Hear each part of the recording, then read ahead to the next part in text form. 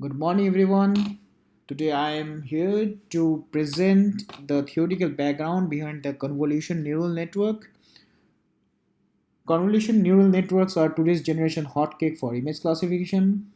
It's proof that its accuracy is better than the support vector machines, SVD, and other classifiers that are available. It's mainly used for 2D image classification. It's also used as classification for various in various video frame in various frames of a video sequence. Its use can be traced in industry to the medical domain. People use it for tissue segmentation. People use it for motion recognition. In one of my class project, I have used convolution neural network for motion recognition too. For easier understanding of the theory behind the convolutional neural network, we'll analyze on conventional one-dimensional or artificial neural network. So to get a better understanding of artificial neural network, first we need to understand these terms. What are neurons, activation function, artificial neural network, forward and backpass algorithm, and CNN framework. So neurons, just like similar to human beings, it gets input and correspondingly it responds as in our human body. Similar to that, neurons in neural network too get weighted input from different input, as you can see in the picture, as x1, x2, xn. Those are fed as in sum to this summing unit. Then whatever it gets, it's passed to the thresholding unit. Based on that, uh, each neuron gets an output. This combination of uh, summing unit and thresholding unit together are known as neurons. And regarding activation function, we usually use sigmoid function. We can also use a ReLU function too. So normally, why do we use this thresholding function, or why can't we use some any other thresholding function, the normal thresholding function, as a sine function, which will either give me in +1 or -1? Why don't we use the simplified one? Okay, let me show you now.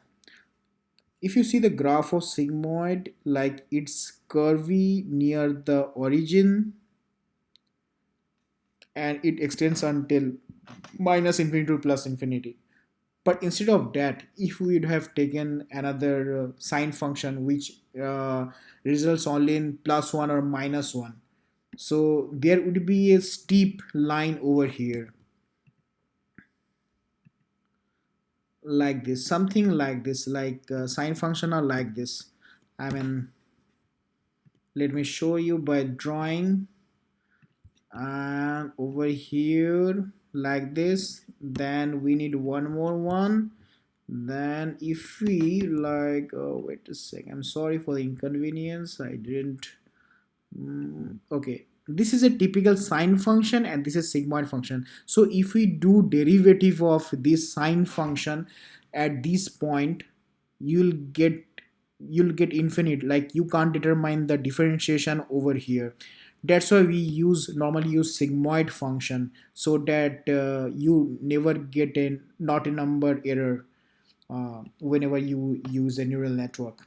And similar to sigmoid function, we have another activation function is ReLU, which usually like scales every negative number to 0 and other number as it keeps as it is, but it like removes the all the it scales all negative number to 0. Now another important aspect of a neural network is we need to understand the forward and back pass algorithm. So in this picture you can see we have an input layer. It contains a bunch of neurons. Then we have first input, first hidden layer, second hidden layer, and output layer. First, in the input layer, uh, we feed the input values for different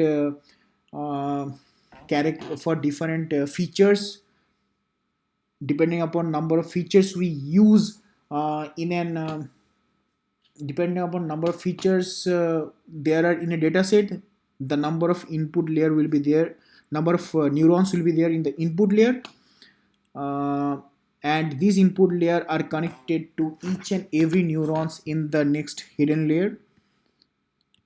So from the input layer, whatever input it gets, it feeds as an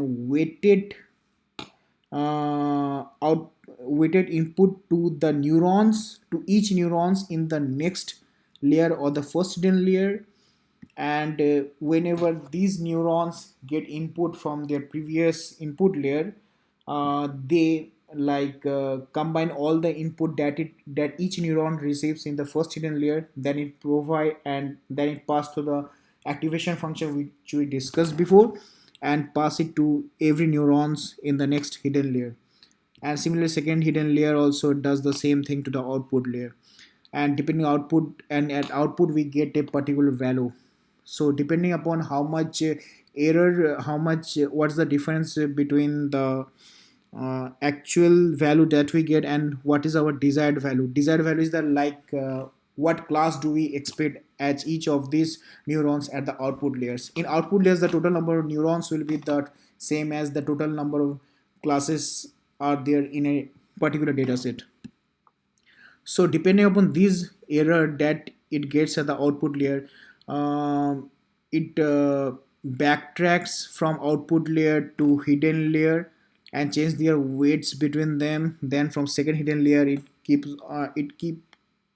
the loop till the first hidden layer, then it goes from first hidden layer to the input layer. It will keep on going depending upon the various parameters we set as the step size or the initial seed value of an gradient descent algorithm. Here normally we use gradient descent algorithm for it, this.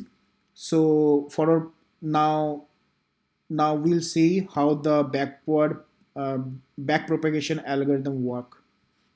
So for backpropagation algorithm, it usually starts from the output layer. So if we consider any output layer, it receives, let's say, an input from previous layer at netj. Netj is the summation of all the input that each output neuron receives from its previous layer's neuron, and then passing it through the activation function, it gets an um, output oj and what it expects to be as tj. So depending upon the error between this tj and oj, these are differentiated, the error is differentiated with the input that each output neuron it receives. Based on that, we get a minus delta j. And one more thing I want to take, tj minus oj is the error back, that is tj means uh, the expected class, and oj is the what the class that we get. And this oj into 1 minus oj is the differentiation of d sigma by d net.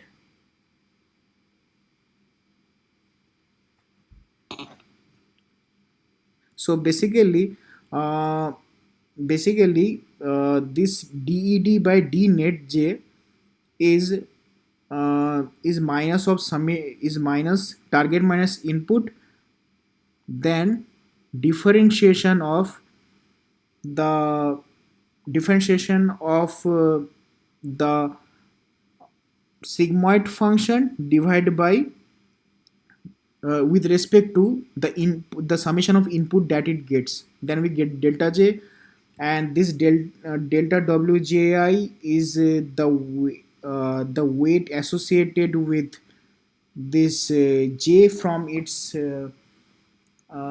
previous layer ith neuron, the link the change that needs to be done in that connects the neuron output neuron j with the previous layer I neuron, and neta is the this is the step function, and this xji is the output that is given from previous layer ith neuron to the output layer j, and based on that the change in weight associated with this is delta wji neta xgi.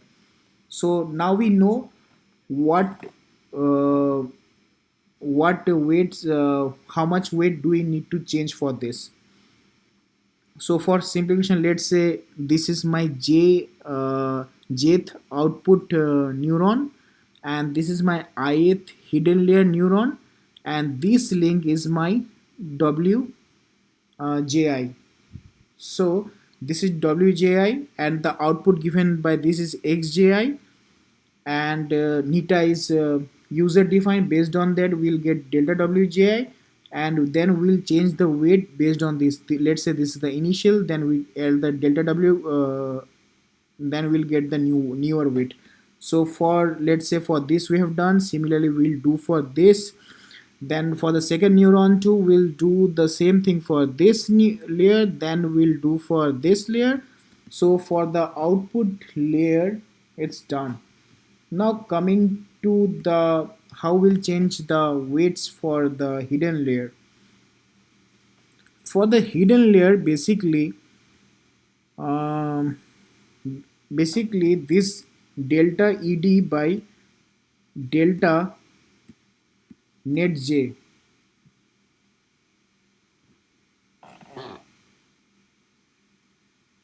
delta ed by, I mean for hidden layer also, uh, this delta wji is same as neta delta j xji, but the method to determine this delta j is different in case of hidden layers than in case of output layers. In case of determine delta j for hidden layer, what we normally do, we take summation of the DED. I mean, for previous layer, I mean the error at previous layer with respect to the sorry, not previous layer, next layer in the downstream or the next level. Let's say just now, suppose we have completed our algorithm for output layer. Let's say this k be the output layer, just for an reference. So what will it will do, let's say for any this k, it will do the differentiation that it gets at kth neuron with respect to the input at k, then multiplied by differentiation of um the input that kth neuron receives with respect to the input the jth neuron or the my current concerned hidden layer neuron receives. Okay, so okay, let me clarify you. So this delta ed is the error for the next layer neuron k, and delta net k as and sorry net k is the summation of all the input that a kth neuron receives.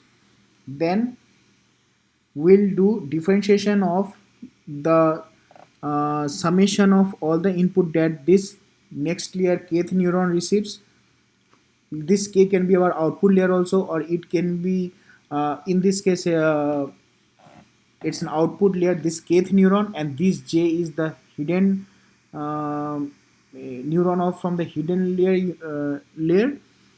Then we'll differentiate this the input that the kth neuron receives with respect to the input that the jth neuron receives. Like this we'll keep on repeating for all the kth neuron of the next layer. Then this delta ed by net k is the since it's the neuron from the next layer for which we have already computed, because we are coming from the back side.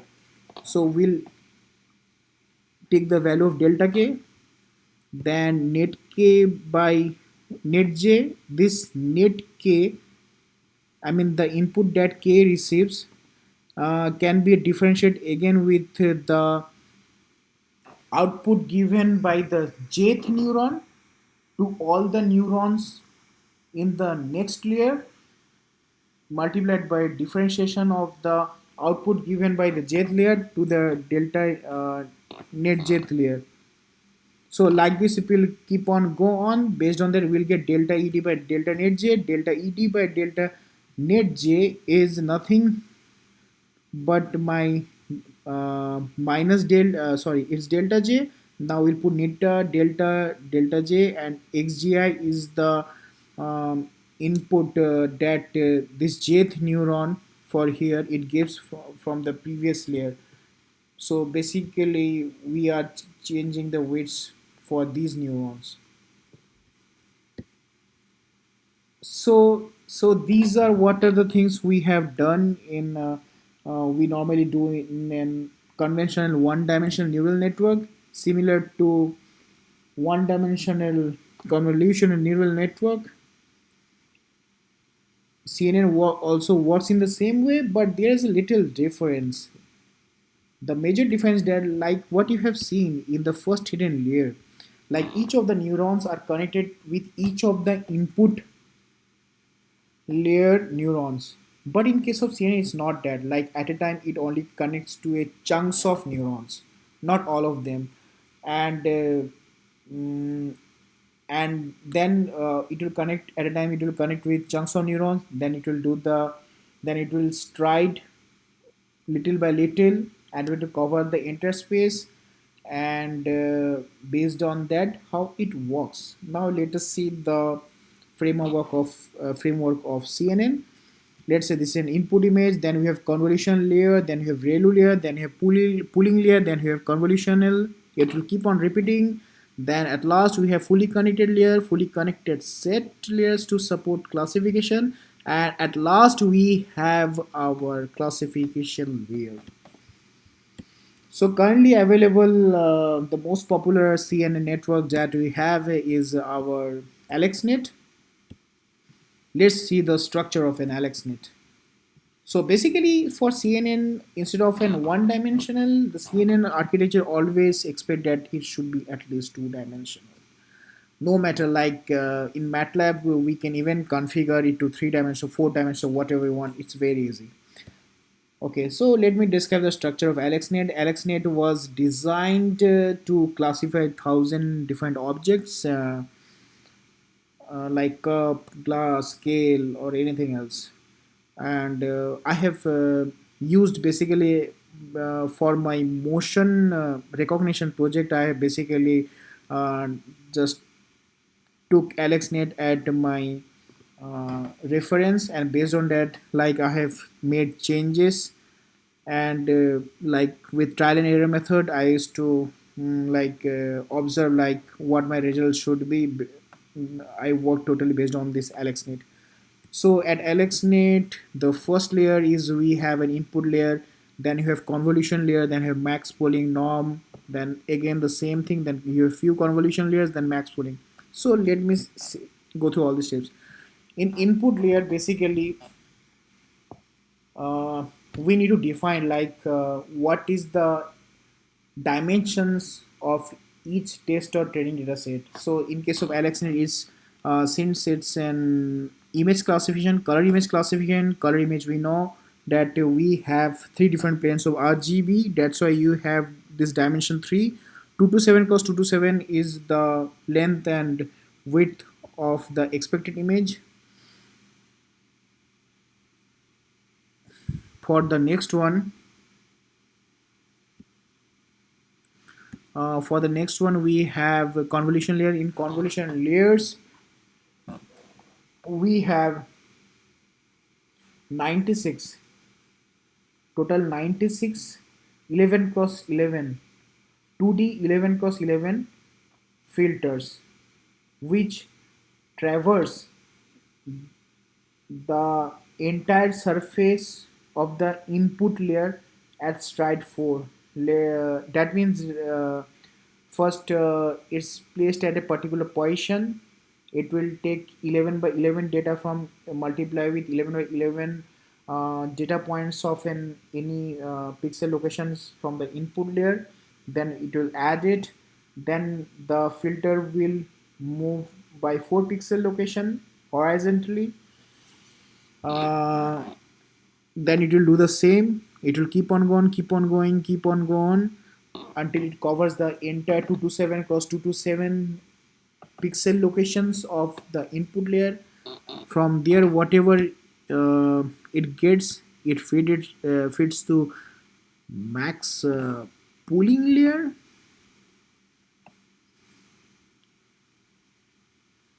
Okay, so before max pooling, actually we can also use an activation function like relu and all. Normally what I have used is an relu layer or sigmoid with, I can't remember, with I'll send you my project files, then you can see. I have to go through that. Okay, so after convolution layer you can pass it to an activation function as defined over here as a relu activation function. Then we need to pass to the max pooling. In max pooling, nothing like like what max pooling does, it basically says that we don't need to have information from each and every uh, pixels of an image. It will just locally take 3 cross by 3 cross 3 area of the pixel location and take the max value out of it, or 5 cross 5 area and takes the max value out of it. It basically picks up the dominant pixel values or dominant features from that uh, relu layer or the convolution layer, what it says over here, what is written over there. So basically max pooling just reduces the dimension that we get from the convolution layer.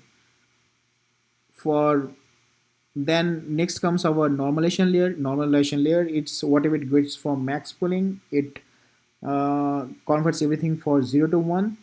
Then after normalization layer we have is 256 two-dimensional 5 cross 5 filter which move at stride 1. And we have 2 2 cross 2 zero padding 2. In this each of these filters it was the same. Then max pooling keep on repeating. Then it will pass through a series of convolution layers. For convolution layer we have 384 into 3 cross 3. Then we have for conv we have 384 filters with 3 cross 3 filters. Then we have 256 of 3 cross 3 filters. Then we have max pooling layer. Max pooling is nothing, just it's for use to reduce dimension. Basically it eases the work of an convolution neural network to classify. Then we have fully connected layer. These fully connected neurons actually, here the connection between the neurons from adjacent layers are similar to what we have seen the artificial neural networks. In the two fully connected neural networks connect to each and every neurons of their adjacent layers, and from these fully connected neurons basically we extract the features that we give as an input. Then last we have our classification layer or classification layer. Depending upon the number of classes we have for a particular data set, in that way we define it over here. So normally I did my CNN uh, in MATLAB.